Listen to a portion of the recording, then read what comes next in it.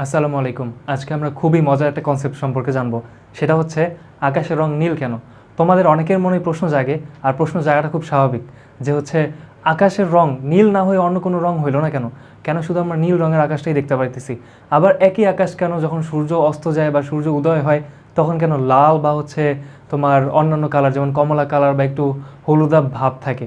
So চলো আজকে আমরা সেই জিনিসটা ডিটেলসে জানবো।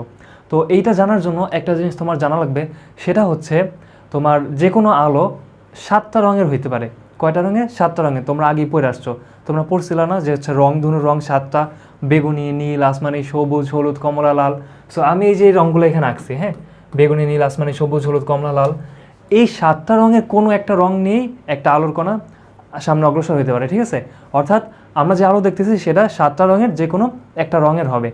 সো সূর্য থেকে যে আলোটা আসতেছে সেটা সাদা রঙের না, মানে সেটা বুঝতেছো তো যে সূর্যের যে আলোটা আমরা দেখতেছি সেটা মূলত সাদা রঙের। আর হচ্ছে এটা মনে রাখো যে হচ্ছে সাদা রঙের মধ্যে 7টা রঙই থাকে। দেখো আমরা যে রংধনুর রং পড়ছি 7টা, এই 7টার মধ্যে কি সাদা ছিল? সাদা কিন্তু ছিল না। কিন্তু সাদা তাহলে কোত্থেকে আসতেছে? এই 7টা রঙই যদি কোনো একটা আলোর কণা বা হচ্ছে আলোর ইয়ের মধ্যে থাকে, তোমার তরঙ্গের মধ্যে থাকে, তাহলে সেই আলোটার রং হয় সাদা। অর্থাৎ আমরা যে বাসায় যে এলইডি লাইটগুলো ব্যবহার করতেছি, তা হচ্ছে আমাদের মোবাইলে যে ফ্ল্যাশ লাইট, এখানে 7টা রঙের আলোই বিদ্যমান আছে, ঠিক আছে? এই জন্য সেটা রং সাদা। আচ্ছা, এখন প্রশ্ন হচ্ছে সূর্য থেকে তো আমাদের পৃথিবীতে আসতেছে সাদা রং, তাহলে কেন হচ্ছে আকাশের রংটা নীল দেখা যাবে? সো চলো আমরা দেখি। এইখানে একটা জিনিস তোমার মনে রাখতে হবে, এই যে আমরা যে সিরিয়ালটা পড়ছি বেগুনি, নীল, আসমানি, সবুজ, হলুদ, কমলা, লাল। আচ্ছা, আলো হচ্ছে এক ধরনের তরঙ্গ, বুঝতে পারছো? আলো এক ধরনের কণা, আবার এক ধরনের তরঙ্গ। সো এই যে আলোর তরঙ্গ, ওর একটা তরঙ্গ দৈর্ঘ্য আছে। যে কোনো তরঙ্গের কি থাকে? একটা তরঙ্গ দৈর্ঘ্য থাকে। সো ধরো আমার যে বেগুনি আলোটা সেটার তরঙ্গ দৈর্ঘ্য হচ্ছে সবচেয়ে কম। এই যে আমরা সিরিয়ালটা পড়ছি বেগুনি, নীল, আকাশি বা আসমানি, সবুজ, হলুদ, কমলা, লাল, এটা কিসের সিরিয়াল? এটা হচ্ছে তরঙ্গ দৈর্ঘ্যের সিরিয়াল, মনে রাখবা, ঠিক আছে? এটা হচ্ছে তরঙ্গ দৈর্ঘ্যের সিরিয়াল। অর্থাৎ বেগুনি রঙের যে তরঙ্গ দৈর্ঘ্য সেটা খুব ছোট হবে, বুঝতে পারছো? খুব ছোট হবে। তারপর হচ্ছে তোমার বেগুনির পর কি আসতেছে? নীল। নীল রঙের নীল যে আলোটা সেটার যে তরঙ্গ দৈর্ঘ্য সেটা আর একটু বড় হবে। এইভাবে সিরিয়ালি যাইতে যাইতে লাল রঙের যে আলোটা সেটা তরঙ্গ দৈর্ঘ্য কী হবে? সবচেয়ে বড় হবে, বুঝতে পারছো?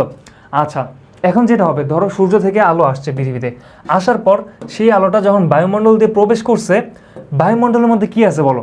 বায়ুমণ্ডলের মধ্যে অনেক ধরনের গ্যাস আছে, তারপর হচ্ছে তোমার জলীয় বাষ্পের কণা আছে, তারপর বিভিন্ন ধূলিকণা বা ধুলার কণা টণা আছে, ঠিক আছে? ধূলিকণা না, ধুলা টুলা কণা টণা ছড়াই ছিটে আছে, ঠিক আছে? সো এই কণাগুলোর সাথে কি আলো বাড়ি খাবে না? আলো বাড়ি খেয়ে কী হবে? বিচ্যুত হয়ে যাবে বা বিচ্ছুরিত হবে। ইংলিশে আমরা বলি স্ক্যাটারিং, ঠিক আছে? অর্থাৎ আলোর একটা রশ্মি যখন এসে বাড়ি খাবে সে কী হবে? ধরে এভাবে আসতেছে, সে একটু ছড়াই গেল, বুঝতে পারছো? বিচ্ছুরিত হয়ে যাবে, বুঝতে পারছো? এখন দেখো এইটা মনে রাখবা যে হচ্ছে যাদের তরঙ্গ দৈর্ঘ্য কম তারা অনেক বিচ্ছুরিত হয়ে যাবে, মানে হচ্ছে তোমার তারা অনেক ছড়ায় যাবে, বুঝতে পারছো?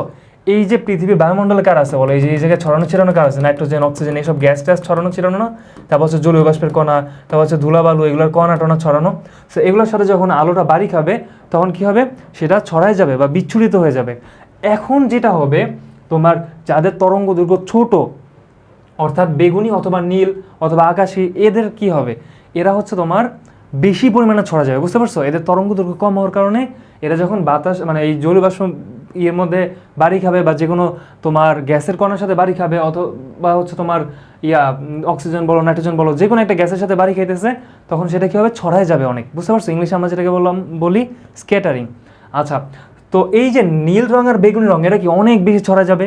কিন্তু দেখো লাল রং, তারপর তোমার কমলা রং, হলুদ রং, এরা কি হবে? এরা কিন্তু ছড়াবে না। কেন? কারণ এদের তরঙ্গ দৈর্ঘ্য অনেক অনেক বেশি, ঠিক আছে, এদের তুলনায়। সো আমরা যেটা দেখবো যে হচ্ছে তোমার এইখান থেকে মেনলি নীল রংটা অনেক ছড়া, ধরো এখানে একটা নীল রঙের কণা আসছে, ঠিক আছে, সেটা ছড়ায় যে কি এখানে ধরো বাড়ি খেয়ে বিভিন্নভাবে বিভিন্ন দিকে ছড়াই গেল, ঠিক আছে? সো আমাদের চোখে কোন রঙগুলো আসতেছে বলো তো? এই যে নীল রং বা হচ্ছে যে আকাশের যে রংটা আকাশি, এই রংটাতে আমাদের চোখে আসবে, তাই না? কেন? কারণ এটাই কিন্তু ছড়াই গেছে অনেক, ঠিক আছে? আমাদের চোখে এই যে একটা রশ্মি পৃথিবীতে পড়লো, সেটা ছড়াই গেল, ছড়াই যাওয়ার পর আমাদের চোখে বেশি কোনটা আসতেছে? এই নীল রংটা না, বা আকাশের যে রংটা সেটা আমাদের চোখে বেশি আসতেছে। লাল রঙের যেটা সেটা তো ছড়াইতেছে না, সো হচ্ছে আমাদের চোখে তেমন একটা আসবে না। এই জন্য আমরা কি দেখবো? আকাশের রং নীল। এখন প্রশ্ন হচ্ছে তোমাদের যে হচ্ছে কেন আমরা বেগুনি দেখবো না? বেগুনি তো আরও ছোট তরঙ্গ দৈর্ঘ্য, বেগুনি তো আরও বেশি ছড়াবে, তাহলে আমরা কেন বেগুনি রংটা দেখতেছি না? এর কারণ হচ্ছে সূর্যের যে আলো সেটার মধ্যে বেগুনি আলোর পরিমাণটা খুব কম থাকে, মানে নীলের তুলনায় কম থাকে, এটা একটা কারণ। দ্বিতীয় আরেকটা কারণ হচ্ছে তোমার বেগুনি রং কিছুটা আমাদের যে বায়ুমণ্ডল আছে সেটার মাধ্যমে শোষিত হয়ে যায়, বুঝতে পারছো? এই যে শোনো না যে আলট্রাভায়োলেট বা মানে আলট্রাভায়োলেট রশ্মি তো শোষণ হয়, সাথে বেগুনি রঙও কি হয়, কিছুটা শোষিত হয়ে যায়, বুঝতে পারছো? সো এই জন্য বেগুনি রঙটা আমাদের পর্যন্ত পৌঁছায় কম, ঠিক আছে? আর আমাদের চোখ আবার বেগুনি রং ডিটেক্ট একটু কম করতে পারে, নীল রংটা একটু বেশি ডিটেক্ট করতে পারে। সো আলটিমেটলি সব হিসাব নিকাশ মিলিয়ে দেখা যায় যে আমাদের কাছে যে রংটা বেশি পৌঁছাইতেছে চোখের মধ্যে বা আকাশ থেকে যে বিচ্ছুরণ হওয়ার পর আমাদের চোখে যেটা আসতেছে রং, সেটা হচ্ছে নীল। এই জন্য আমরা কি দেখি, আকাশ রং নীল দেখি, বুঝতে পারছো? সো এরকম আরও সুন্দর সুন্দর যদি ভিডিও তোমরা পাইতে চাও তাহলে চ্যানেলটা সাবস্ক্রাইব করে রাখবা। আমরা নতুন আরও কয়েকটা সুন্দর সুন্দর ভিডিও নিয়ে আসতেছি ইনশাল্লাহ।